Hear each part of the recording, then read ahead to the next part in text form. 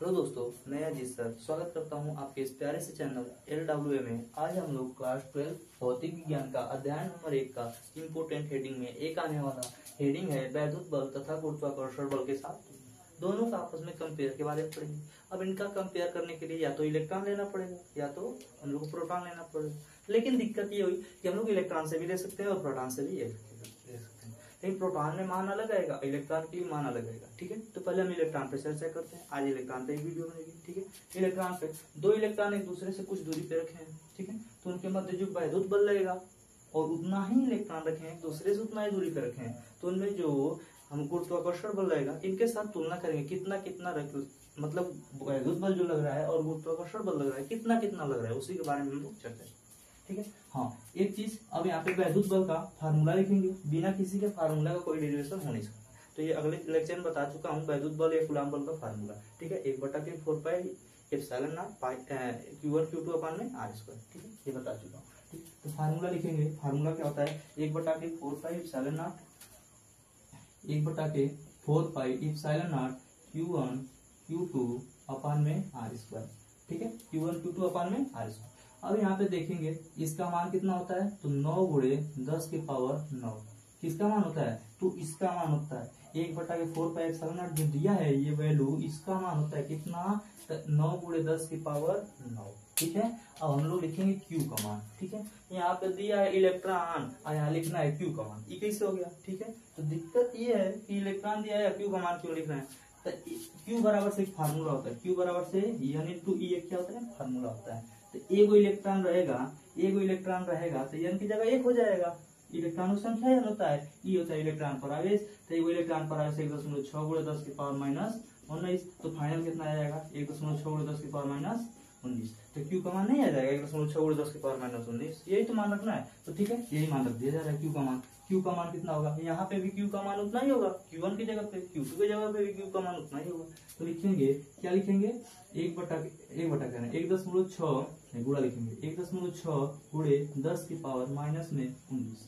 ठीक है, यह किसका है? इसका मान है। एक वो Q1 का मान आ गया। ठीक है, अब Q2 का मान लिखेंगे तो 1.6 गुणे 10 की पावर कितना लिखेंगे? माइनस 19 लिखेंगे। और इनके बीच की दूरी कितना है? R square. इनके बीच की दूरी कितना है? R square. ठीक है, इनके बीच की दूरी हम R है R, लेकिन फार्मूला के हिसाब से R स्क्वायर रखेंगे नहीं रखेंगे? रखेंगे ना। हाँ, अब आपस में इनका क्या करेंगे? कैलकुलेशन करेंगे। गुणा भाग जोड़ घटाना तो आपको आना चाहिए, और गुणा भाग जोड़ घटाना करने के बाद आता है हम लोगों का 23.04। ठीक है, गुणा 10 की पावर, यहाँ पे 19 और 19 38 होता है, और 38 माइनस में और प्लस में कितना है? 9 है। तो 38 में से 9 जाएगा, कितना बचेगा? 29 बचेगा। कितना बचेगा? 29। ठीक है, बटा के नीचे कितना है? R square. ठीक है, अब इसको समीकरण नंबर हम लोग क्या मान लेंगे? 1। इसको समीकरण नंबर क्या मान लेंगे? 1। ठीक है, ठीक है दोस्तों, यहाँ तक समझ में आया? आगे चलें। आगे हम लोग पढ़ेंगे, या तो वैद्युत बल हो गया, अब पढ़ेंगे हम लोग गुरुत्वाकर्षण बल। अब लिखेंगे गुरुत्वाकर्षण बल। तो गुरुत्वाकर्षण बल का फार्मूला लिखेंगे गुरुत्वाकर्षण बल।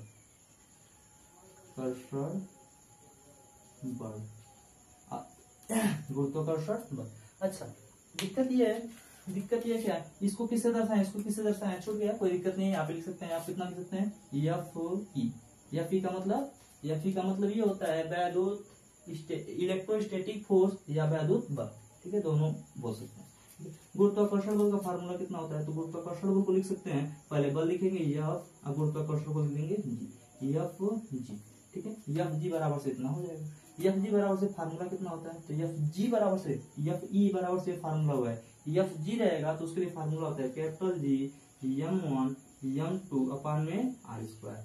मतलब जो इलेक्ट्रॉन है ना एक दूसरे के पास रखे हैं आतुरी पे, ठीक है, वहां पे कैपिटल जी का एक नियतांक है जिसका मान होता है कितना? इसका मान होता है 6.67 गुणे 10 की पावर कितना होता है? 10 की पावर माइनस 11। कितना होता है? 10 की पावर माइनस 11। और हम लोग जानते हैं कि जो इलेक्ट्रॉन है, इलेक्ट्रॉन पर द्रव्यमान कितना होता है? इलेक्ट्रॉन का द्रव्यमान लिख दिए हैं, आपको याद करने के लिए आसानी पड़ेगी। कितना हो जाएगा? 9.1 गुणे 10 की पावर माइनस 21। ठीक है, और ऐसे ही m2 का भी तो वही मान होगा, कितना? 9.1 गुणे 10 की पावर माइनस 21। ठीक है, अब बीच की दूरी कितना है? R square. इनके बीच की दूरी कितनी है r²। ठीक है, अब इनका आपस में सबका कैलकुलेशन कीजिए। कैलकुलेशन करने पे आएगा 552.34 और ठीक है, और इनका आपस में गुणा करेंगे 10 के पावर -11, 10 के पावर -31, 10 के पावर -31। हम लोग जानते हैं कि कभी भी 10 की पावर घातें लगी होती है और उनको गुणा करना पड़ता है तो उनको जोड़ना पड़ता है। किसी संख्या के पावर अगर घात लगी होती है और संख्या नीचे का आधार बराबर है तो उनका क्या करते हैं हम लोग जोड़ते हैं। ठीक है, गुणा करते समय उन्हें क्या करते हैं जोड़ देते हैं। तो जोड़ देंगे, इनको जोड़ देंगे तो कितना हो जाएगा, ध्यान से 31 और 11 इन तीनों को जोड़ा जाएगा तो कितना हो जाएगा 10 की पावर -73। कितना हो जाएगा 10 की पावर -73। 31 कितना होता है 62 में 11 जोड़ेंगे तो कितना हो जाएगा 73। और इनके बीच की दूरी जो है r को r² कर दिए। ठीक है, अब हम लोग इसको कैलकुलेशन कर दिए। अब इससे ज्यादा और कुछ कर भी नहीं सकते। समीकरण 1 हो गया, ये समीकरण 2 हो गया। FE और FG का मान आ गया। अब दोनों का आपस में कंपेयर करेंगे। कंपेयर करने का मतलब भाग। तो समीकरण 1 भागे समीकरण कौन सा होगा 2। समीकरण 1 भागे समीकरण 2। ठीक है, समीकरण 1 भागे 2। समीकरण 1 क्या है, तो समीकरण 1 है FE और यहाँ पे समीकरण 2 लिखेंगे FG। FE का मान कितना है, तो FE का मान है 23.04 गुणे 10 की पावर -29। ठीक है, 23 थोड़ा सा नीचे लिख देना है, एक ही में हो जा रहा है। ठीक है, कितना हो जाएगा 23 गुणे 23.04 गुणे 10 की पावर कितना है -29 और बीच की दूरी कितनी है r²। इस समीकरण 1 में ही तो है। अब 2 वाले लिखेंगे। 2 वाला कितना है, तो 2 वाला है हमारा 552.34 गुणे 10 की पावर -73। ठीक है, और इनके बीच की दूरी कितनी है, तो इनके बीच की दूरी है r²। ठीक है, r² से r² हमारा कैंसिल हो जाएगा। यहाँ पे बचेगा 1 और यहाँ पे भी बचेगा 1। अब देखेंगे हम लोग इस 1 का जब ऊपर में गुणा करेंगे तो ऊपर में गुणा करेंगे तो हमारा क्या आएगा FE बटा FG का जो वैल्यू आएगा वो कितना आएगा 23.04 गुणे 10 की पावर 29। वो भी किसमें माइनस में। 29 किसमें होगा माइनस में। 29 हमारा माइनस में लिख दिए 29।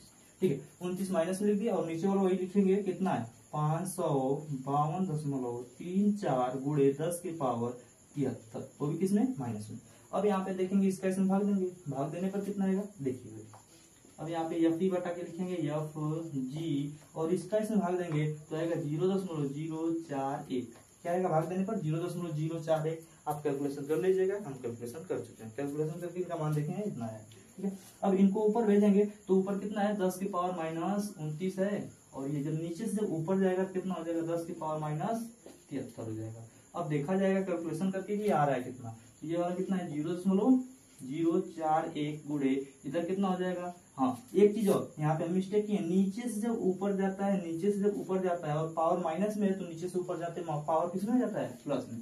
ठीक, अब यहाँ पे दोनों का गुणा करना है और आधार सेम होता है। आधार हमारा सेम होता है तो घातों को क्या कर दिया जाता है जोड़ दिया जाता है। तो 73 में -29 जोड़ेंगे तो 12 में पढ़ते ही इतना बता ही देंगे क्या होता है। कितना होता है 44 होता है। कितना होता है 44। अब नीचे और कुछ लिखना नहीं है, ये नहीं है तो लिखेंगे कहाँ से। अब यहाँ पे कितना है FE और यहाँ पे क्या है FG है। अच्छा ये बताइए FG यहाँ पे तिरछा गुणा करके एक करके तिरछा गुणा नहीं कर सकते हैं। तिरछा गुणा कर देंगे तो यहाँ पे कितना आ जाएगा FE बराबर से कितना हो जाएगा 0.041 गुणे 10 की पावर कितना लिख सकते हैं 44 लिख सकते हैं। और इसका तिरछा गुणा करके यहाँ पे क्या लिख सकते हैं FG भी लिख सकते हैं। अब हम लोग जानते हैं कि 10 की पावर जो 44 है ना बहुत बड़ी वैल्यू है। बहुत बड़ी वैल्यू के बगल में छोटी छोटी वैल्यू का कोई मतलब नहीं है। इसके बगल में छोटी वैल्यू का कोई मतलब नहीं है। ठीक है, अरे समुद्र में एक गिलास पानी निकालेंगे तो क्या होगा कुछ हो जाएगा नहीं होगा। ठीक है, तो यहाँ पे क्या लिख सकते हैं यहाँ पे ऐसे लिख सकते हैं FE और यहाँ पे इसका कोई वैल्यू नहीं, इसका कोई मतलब नहीं है इस वैल्यू का। तो यहाँ पे लिखेंगे 10 की पावर 44 और यहाँ क्या लिखेंगे इनटू FG। तो हम लोग क्या कर सकते हैं कि यहाँ से कैलकुलेशन क्या मिला हम लोग को मिला है कि जो वैद्युत बल है हमारा वो गुरुत्वाकर्षण बल का कितना होता है 10 की पावर 44 गुना होता है। वैद्युत बल क्या होता है गुरुत्वाकर्षण बल का जो मान होता है जो वैद्युत बल होता है वो कितना स्ट्रॉन्ग होता है गुरुत्वाकर्षण बल के मान से 10 की पावर 44 गुना स्ट्रॉन्ग होता है। तो कौन ज्यादा इलेक्ट्रॉनों के मध्य कौन ज्यादा स्ट्रांग होगा, वैद्युत बल या गुरुत्वाकर्षण बल। तो यहाँ पे कौन ज्यादा स्ट्रांग होगा, वैद्युत बल। ठीक है, इसी के साथ हम अपने लेक्चर को समाप्त करते हैं। Thank you.